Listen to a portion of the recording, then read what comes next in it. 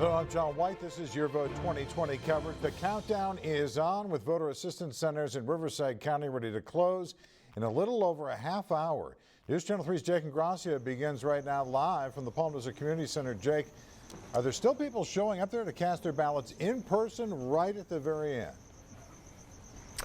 John, there definitely are, with just a matter of minutes now until these polls are closing. Take a look through this door here at this polling place. You can see that line wrapping around the room back there inside as all of these people wait to get their ballots in. Now, as long as you are in line at 8 p.m., your vote will be counted.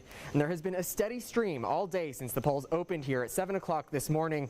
Hundreds of people waiting until the day of the election to cast their ballot either in person or by dropping it off. Poll workers here say that things have been smooth sailing through all 4 days of voting this election, one in which people are extremely anxious to exercise their right to vote. I've always voted on November the 3rd or, on voting day. I think it's, part of our civic duty as a citizen to be responsible for who's in charge. And again, things really starting to wind down here. People have until 8 o'clock to get their ballots in. John? Thank you, Jake. And News Channel 3's Caitlin Thrope is live at the Registrar of Voters office in Riverside, where hundreds of thousands of ballots are already being processed. They've been going around the clock.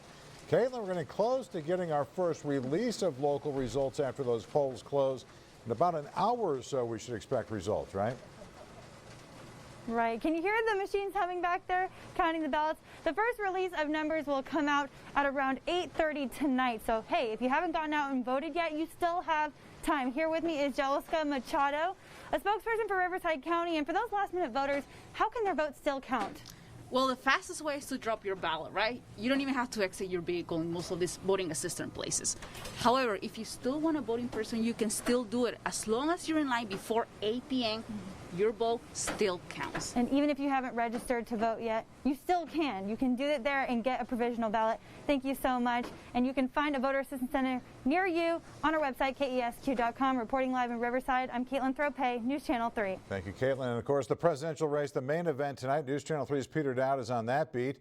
He's over in the Election Update Center with the latest. Peter.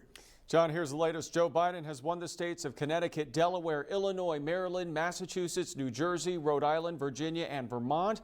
Meanwhile, President Trump has won Alabama, Mississippi, Oklahoma, Tennessee, Kentucky, South Carolina, Indiana, and West Virginia. And it also appears he has won the crucial state of Florida. Meanwhile, final polls are about to close in 4 states, including Nevada and the toss-up race for president in Iowa. President Trump won Iowa by nearly 10 percentage points in 2016, so a loss or even a slim win there could indicate a tough go across the northern swing states.